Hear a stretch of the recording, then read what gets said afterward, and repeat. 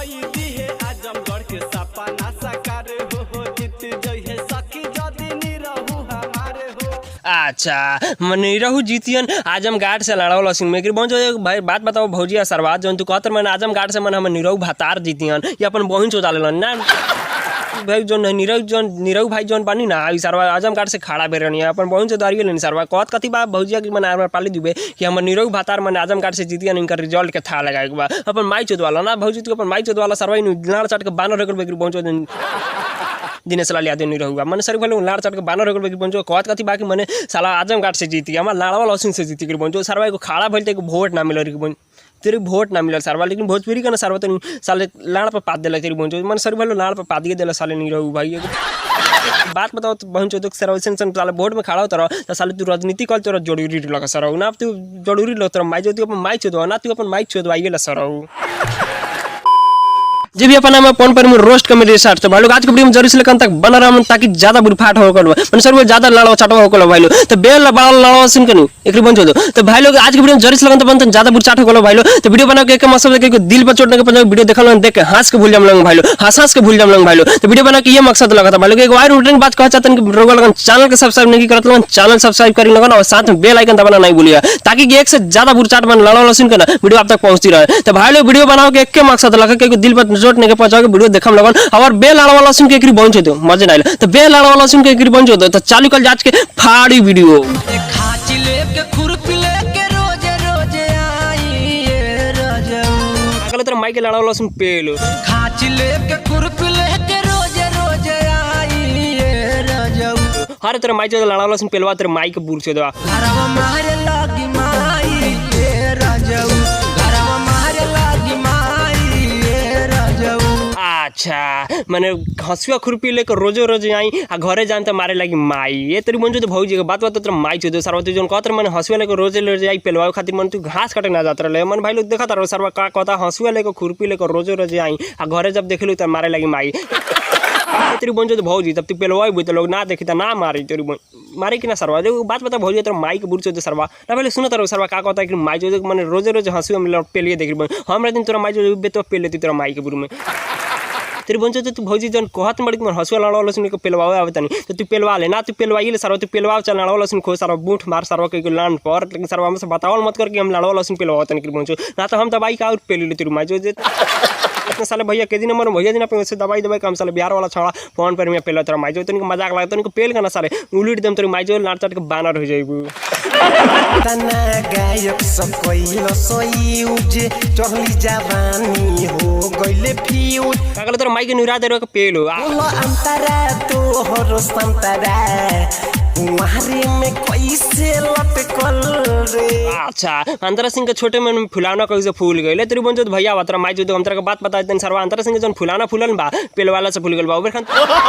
तो अब खान कातरा लेके माने पूरा गायक से यूज कइले बा अंतरा सिंह प्रियंका का सही बात बा तेरी बन जो बहुत बात सही बा अंतरा सिंह प्रियंका का सबे पेल ले बा लेकिन बहन जो बा ना ई कैसे पेलवा ले अंतरा सिंह प्रियंका भौजी लेकिन एगो बात कहते तोरा माई जो भैया बा एगो बात बता जन तू कहते अंतरा सिंह माने फुलाना कैसे बढ़ गइल बा छोटे बा लाड़ा सुन हो गइल बेकी बन जो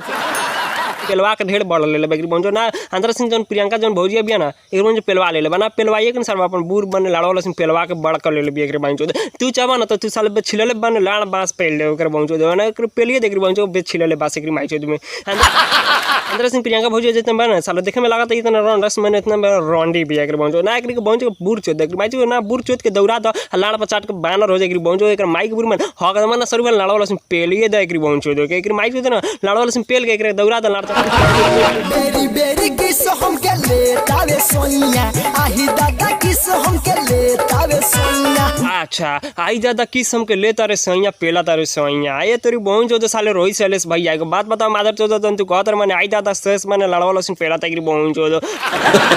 ना एगो बात बताओ भैया जी आके माने तू सरवा जन कहत मारे सरवा के माने लड़वा सर ना पेली ना किस ली त काज अपन मुंठ मार के दी तेरी बहन चोद ना सरवा कहत कथी बा ना कहत कथी बा कि बहन चोद के माने मुंठ मार के दी एकर बहन चोद सरवा तर बहन चोद तेरी माई चोद सरवा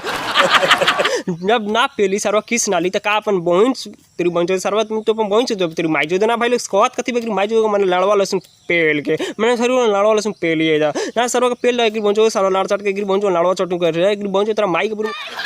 पूर्व कपर छिल मने लब्बे छिले बास पेले सरवा सलेस प्रेमी के बन में सर भले मने हई रोहित सलेस प्रेमी लेकिन तू माई के बुर में साले लाड़ पेल में साला तो लाड़ चट के गिर माई जो तू अपन माई चोदवाले ना तू अपन माई चोदवाइए ले एक में जो देखत रह भले सारा हम माई चोदवाले लगना तू चोदवाइए ले तू अपन माई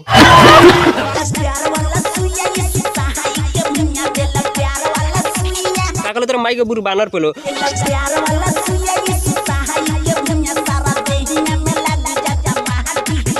हाँ रे तेरा माई चोदो लाड़ वाला सुन तेरा माई के बुर चोदो अच्छा मन ओबर खान तू कहत रहले मने दे में लागत माटी पेला ता भाता और अब कहत मन लाड़वा भाता और पेल देले बगिर बंजो ना तू पेलिए देले बा इवन जो पेल देले बा भाता त हम का करी सारा हम लाड़ा सारा मुठ मार के जेते नहीं बंजो तो तुम दोसर से पेलवा दर तेरो बंजो ना भाई सारा कहत कथि बगिर माई जो सारा मन भाता और हम लाड़वा लाड़ को के पेल देले बा तिरवन जो पेलवाइल ना तोर माई के बुर में साले इतना पेल दम साले हो सगड़ यार मन लड़वाल से पेल ले हम ई साले तोर माई नु साले माल चुआ लेकिन मन गणिया माई सारा मैंने सर बोल लाड़ में माल चुके कि बंजो मन बुर में माल चुके लगे तेरे बंजो कहत कथि दे में माटी ना लगे चाहिए तो सारा कोरा में उठा के पहले मन हैंग हैंग कह के तेरे बंजो मैंने सर लाड़ कि बंजो मजा ना सारा मजा ना आला तेरे बंजो के तेरा माई के बुर में साले चोचे सर लाड़ साले लइका पैदा कर देम तेरा बंजो तो सर कहत कथि बक मैंने डे में माटी लगा था बंजो पेलिए दे ना हम रहती तो साले पलंग पर सुता के ना साले ऊपर उठा के पेली तेरे बंजो तो तेरा नानी के बुर में कटवर छील लाड़ वाला सुन पेलो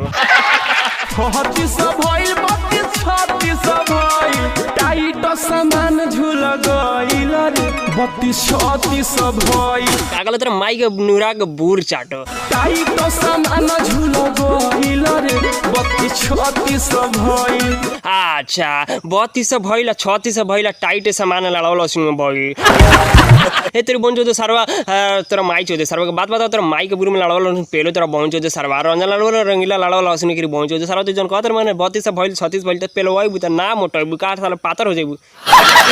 तुम्हें पातर हो जाई कि बंजो ना तोर बहिन चोदो सरवा तो जन कहत में तेरा माई चोदे सरवा माने 32 भइल 36 ना भइल कि बहिन चोदो त तू पेलवा ले ना तू पेलवाई ले सरवा हमरा से आके बंजो तो सरवा मोट हो जाई माने लड़ावल सुन पेलवा ले एक मन जन पेलवाई ले तेरा माई चोदो तेरा माई के बुर में सन साला पेलम नि सरवा लगा के तेरे बंजो ना त तू साला लाड़ चट के बानर गिर माई तू अपन माई चोद वाले ना तू अपन नानी के बुर चोद वाले तेरा बहिन चोदो ना कहत कथि बेकरी माई चोद 32 से भइल 36 से भइल लड़ावल सुन भइल त साले तू पेलवाई बुता ना मोटो बुता लाड़ में से साले लड़ावल सुन होई हटाओ सही कैमरामैन सरवा तेरा कई बार कहनी तो ऐसा गाना मत लगाओ कर ना तो गिर बहन चोद देती सरवा के सरवा ऐसा गाना मत लगाओ कर तू एक के हित बाड़े सरवा तू हमर ना तू हिते बाड़े सरवा